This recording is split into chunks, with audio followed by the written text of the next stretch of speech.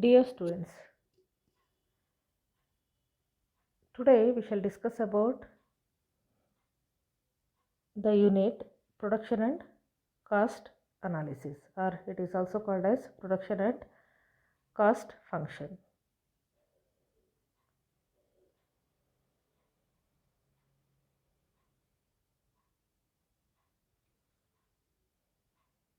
The topics that we are going to discuss here are about perfect competition, features, determination of price under perfect competition, then monopoly, its features, pricing under monopoly, then price discrimination, monopolistic competition, oligopoly, descriptive pricing approaches, pricing strategies, and different types of that.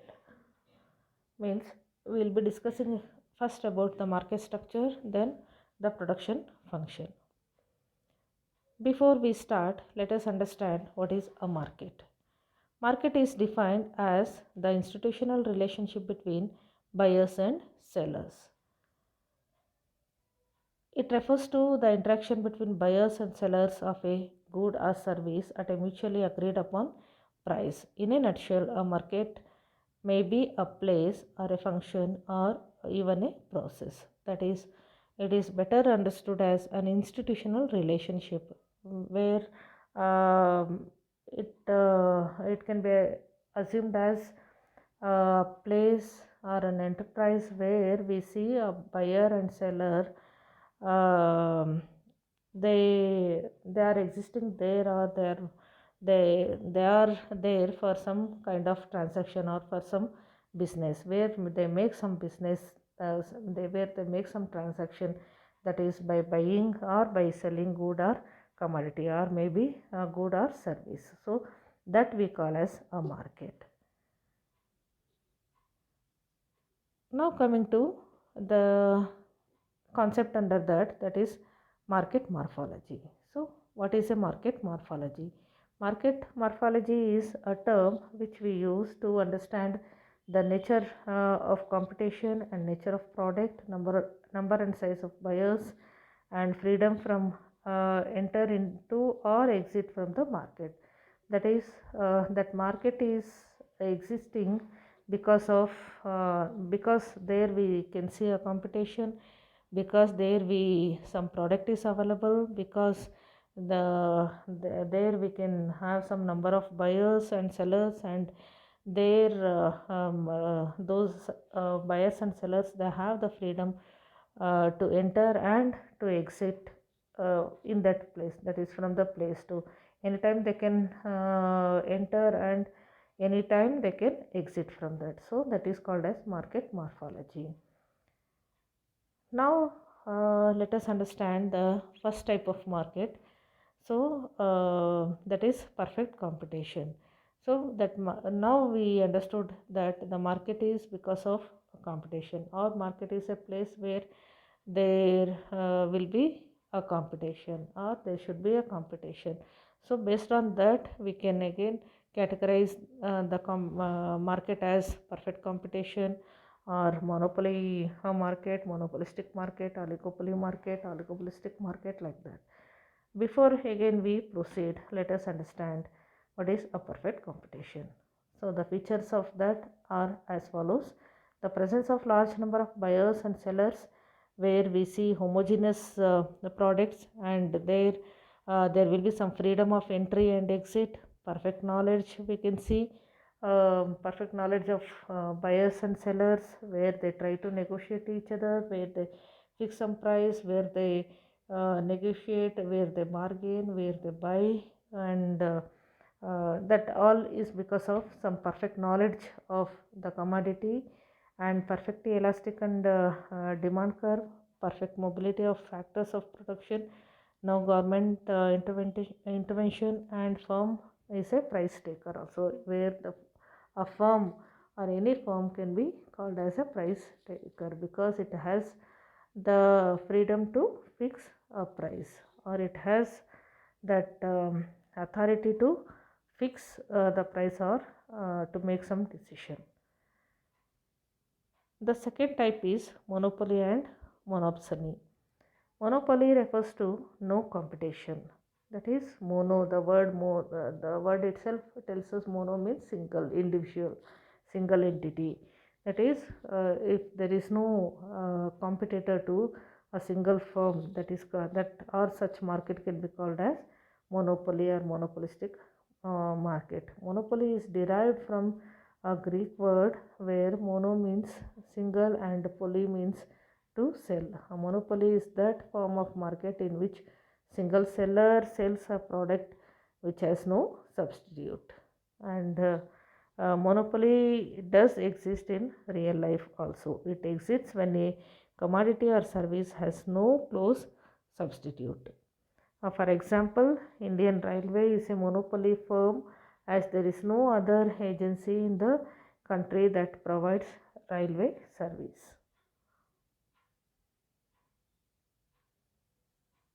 Now let us understand the features of monopoly. As the name itself suggests, the features are like where we can see a single seller, single product, no difference between firm and industry, and independent decision making, and restricted entry, where we can see a restricted entry also. The reasons and the types of monopoly are: the reasons for such monopoly is restriction by law and control over raw materials, specialized know-how, and economies of scale, small market size. Then the different types in that are legal monopoly, economic monopoly, natural monopoly, and regional monopoly. So now let us understand how the price will be fixed in this monopoly market. So that we call as price discrimination. When a seller discriminate among buyers on the basis of the price charged for the same good or any service, such a practice is called price discrimination. Why we have to discriminate a price? A seller charges different types with an objective to maximize its revenue or his or her revenue. The prerequisite for price discrimination are market control, division of labor, different price elasticities of demand in different markets, and basis of price discrimination are sometimes maybe personal, geographical, time, purpose of use. The same we mention in different ways as first degree, second degree, and third degree. So here you can see we have three different graphs. In the first graph, the price and quantity have been plotted on y-axis and x-axis respectively. That is an example for first degree, and the second degree is the change in price leads to change in quantity, and the third one is where we have only two commodities of two different prices with the two different quantities, so where the price will be discriminated based on this. Now coming to the next important market, that is monopolistic market. The term monopolistic competition, also called as imperfect competition, has been derived from the realistic feature of markets, that is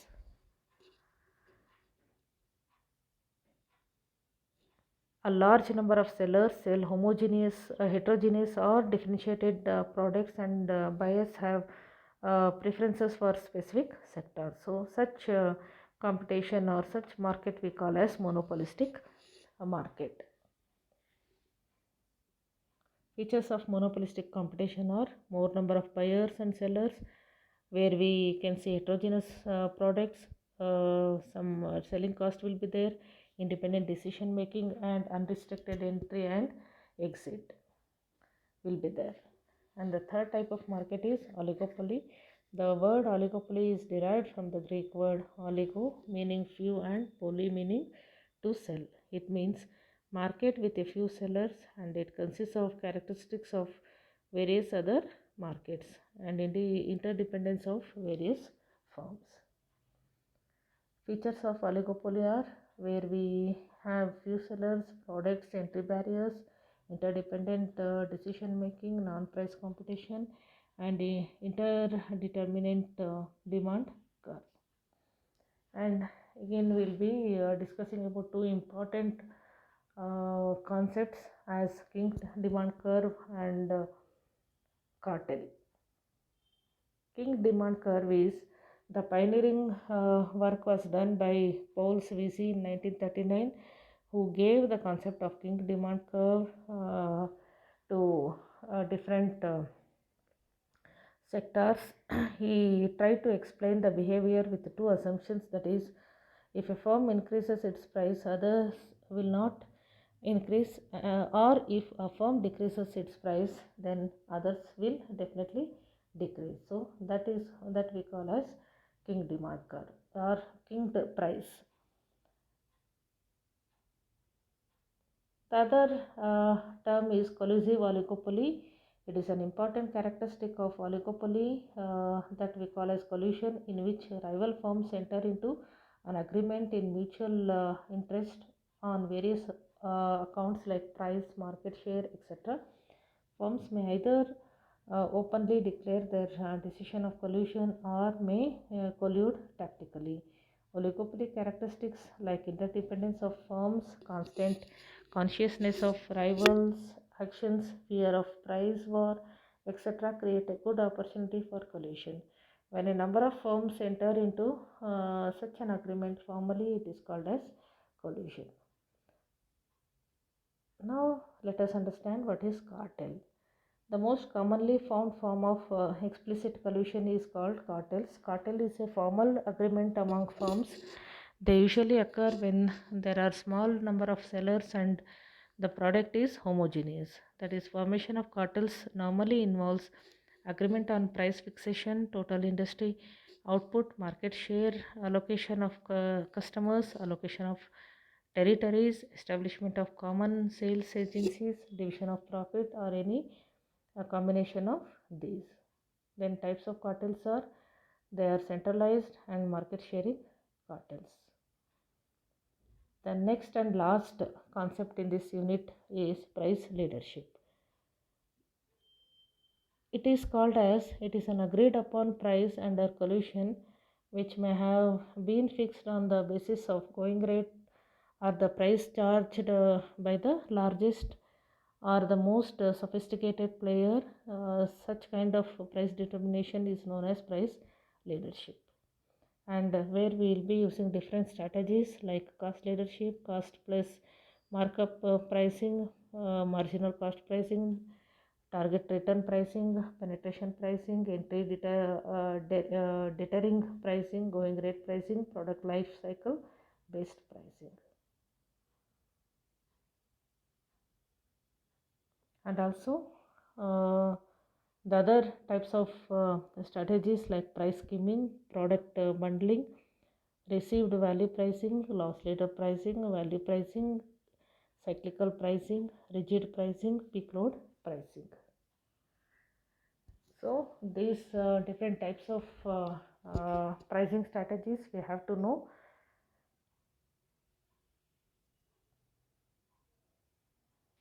And the difference between each of them we have to know under which concept it has to be applied. So today we discussed about the different concepts under market. So what is market, types of market, and pricing strategies in each type of market, and important concepts as king demand curve and cartel. Thank you.